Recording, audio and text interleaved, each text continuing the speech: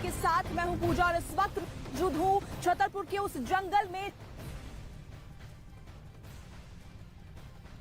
के जरिए मैं बता दें कि आखिर ये जंगल कितना घना है, जहां पर आफ्ताब रात को आया करता था श्रद्धा के शव के टुकड़ों को ठिकाने लगाने के लिए। यहाँ चलना मुश्किल है, आप ठीक से यहाँ पर चल नहीं सकते दिन की रोशनी में, और आफ्ताब यहाँ पर रात में पहुंचता था, रात के अंधेरे में पहुंचता था, अंदर तक जंगल के पहुंच के वो एक दिन नहीं करीब 20 दिनों तक 18 से 20 दिनों तक वो इस प्रक्रिया को रोज रोज करता रहा और दो तीन टुकड़ों को करके वो यहाँ पर दफनाता रहा, फेंकता रहा, जिसकी तलाश करने के लिए पुलिस की टीम भी यहाँ पर रोज पहुंच रही है। इस मर्डर मिस्ट्री में जिस तरीके से रोज खुलासे हो रहे हैं वो दिल दहला देने वाले हैं।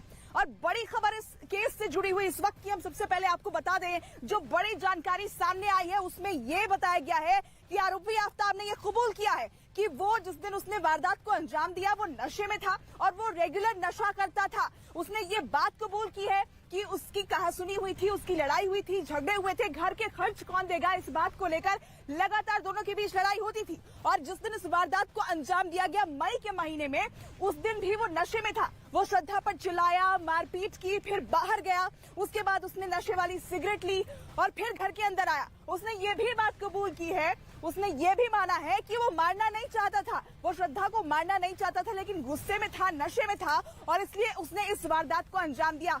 उसने गला दबा दिया उसका और श्रद्धा की जान चली गई।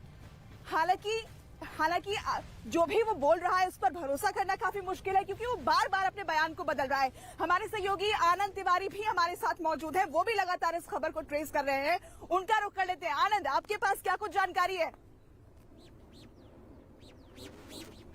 जी देखिए पूजा, ये 5 दिन दिल्ली पुलिस के लिए काफी चुनौतीपूर्ण है, क्योंकि देखिए ये अभी तक एक ब्लाइंड मर्डर केस है। आरोपी जरूर पकड़ा गया लेकिन सबूत पुलिस के पास नहीं है और बिल्कुल इन घने जंगलों में पहाड़ में सुई ढूंढने जैसा है। सबूत इकट्ठा करना, वो हड्डियां बरामद करना, उसका अपर पार्ट और जो उसका सर है, ये सबसे ज्यादा चुनौतीपूर्ण है। इसलिए पुलिस जो है वो फोरेंसिक एविडेंस के आधार पर इस मामले को खोलने की जो चुनौती है उसमें काम कर रही है। लेकिन अभी जो 2 बड़ी जानकारी निकल के सामने आ रही है, कल दिल्ली पुलिस के बड़े अधिकारियों ने कहा है कि पहले इसने गुमराह करने के लिए ये बात बोली कि उसने 35 शव के टुकड़े किए थे, लेकिन बाद में पुलिस की तफ्तीश में आया है कि केवल 18 से 20 टुकड़े जो हैं वो इस शव के किए गए थे, जिन्हें अलग अलग जगह फेंका गया है। कुछ जो हड्डियां हैं, जो रीढ़ की हड्डी के नीचे के जो पार्ट होते हैं वो बरामद किए गए हैं। पुलिस को सबसे ज्यादा उम्मीद उस फ्रिज से है जिस फ्रिज के अंदर तमाम बॉडी पार्ट्स को छिपा के रखा गया था। फोरेंसिक के लिए उस फ्रिज को भेजा जाएगा और पुलिस को कहीं ना कहीं ये उम्मीद है कि उससे कोई ना कोई ब्लड सैंपल जो है वो पुलिस को जरूर मिलेगा। एक बड़ी जानकारी और निकल के सामने आ रही है, मुंबई से भी जो आफ्ताब और श्रद्धा से जो दोस्त थे उन्होंने बताया कि आफ्ताब नशे का आदी था और उस दिन भी उसने काफी ज्यादा नशा कर रखा था और उसने आवेश में आके कुछ झगड़ा हुआ और उसके बाद उसने बिस्तर पर पहले श्रद्धा का गला दबाया और उसके बाद अगले दिन उसकी एक तरीके से जो हथियार था उससे उसके टुकड़े करे। बाथरूम के अंदर इस पूरी वारदात को अंजाम दिया गया है, गर्म पानी का शॉवर चलाया था। ये तमाम चीजें फोरेंसिक जांच में सामने आई हैं। घर से केवल एक ब्लड सैंपल मिला है जो किचन के जहां पर गैस सिलेंडर रखते हैं उस फ्लोर का मिला, लेकिन ये कहना जल्दबाजी होगा कि वो ब्लड सैंपल श्रद्धा का है, आफ्ताब का है, घर के अंदर कोई नॉनवेज आया था उसका है।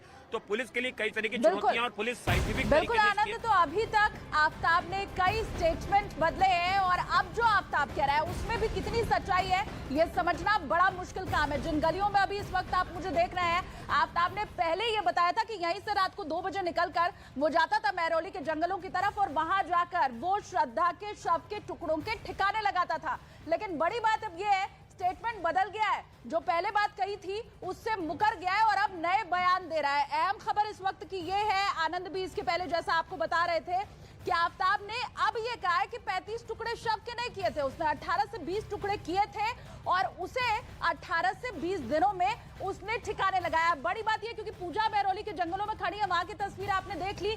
अब वो ये कह रहा है सिर्फ महरौली के जंगलों में नहीं, छतरपुर के जंगलों में नहीं, देहरादून तक वो गया था और वहां पर भी श्रद्धा के शव के टुकड़ों को ठिकाने उसने लगाए हैं और फेंका उसने। तो इन सब के बीच बड़ी बात यही है कि पहले 35 टुकड़े, अब 18 से 20 टुकड़े। पहले ये कहना कि महरौली के जंगलों में फेंका था जो शव के टुकड़े मैंने किए थे, लेकिन अब वो कह रहा था कि देहरादून तक वो लेकर इसे गया है। रिपोर्ट आप देखिए।